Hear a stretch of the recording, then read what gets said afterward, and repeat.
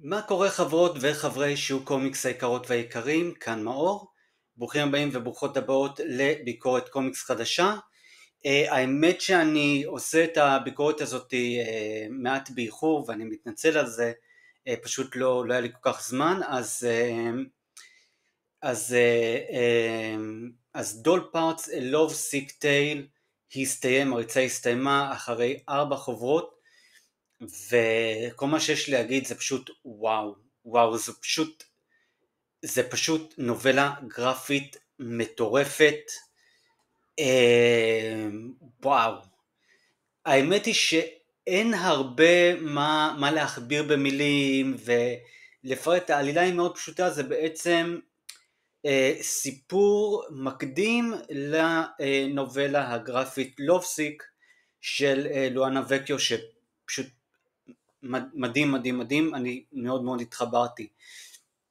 זה בעצם מלווה את הסיפור של מדלן עד לנקודה, בעצם הסיפור הזה, סליחה, אני אתאר את זה אחרת, הסיפור הזה בעצם מספר את הסיפור של מדלן ואיך היא בעצם נהפכה להיות הבחורה הסקסית והרצחנית הזאת שיש בסיפור לובסיק.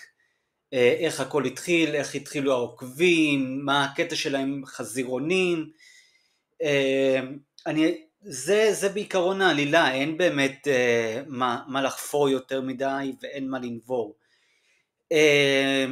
אני אסיים פה כי באמת אין פה יותר מדי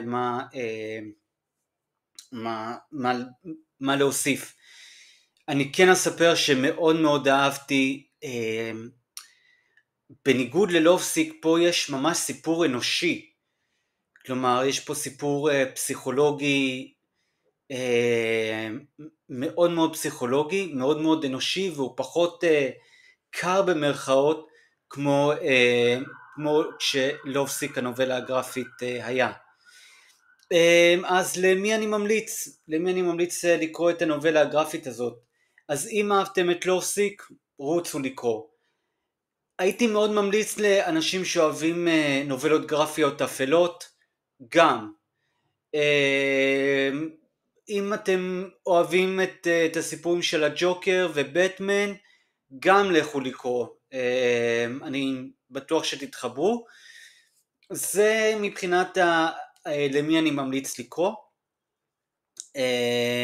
הציון הסופי שלי דול פארטס A Love Sick Tale הוא 9/10. פשוט סיפור מדהים, סיפור טוב. שוב, אין הרבה מה להכביר במילים, אין מה לחפור. לכו לקרוא אם אתם בקטע של דברים אפלים, או אם אהבתם את לובסיק המקורי, זה הכל.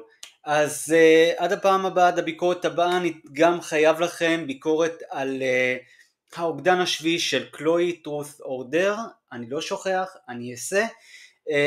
אני גם רוצה לעשות ביקורת קומיקס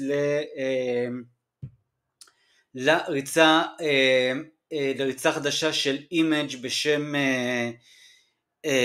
וואו, שואלתי כבר את השם של זה, Patchwork Girl of Oz, שזה בעצם עיבוד קומיקס לנובלה הגרפית משנת 1931, אם אני זוכר נכון. אז תישארו מחוברים. אם אתם רואים, עשיתי קצת סדר, עשיתי ממש שורה שלמה להארד קאברים של אימג'. מאחוריי עשיתי בעצם מדף אחד גם למיר קנדולפו וגם למריה לובטן, עכשיו באותו מדף, ממש מגניב. גם שיניתי פה קצת את הכריכות הרכות של אימג', אז הוא בכלל נחמד. וכן, העברתי את כן, את האלה של דיסטילרי לפה, את ההארד קאברים,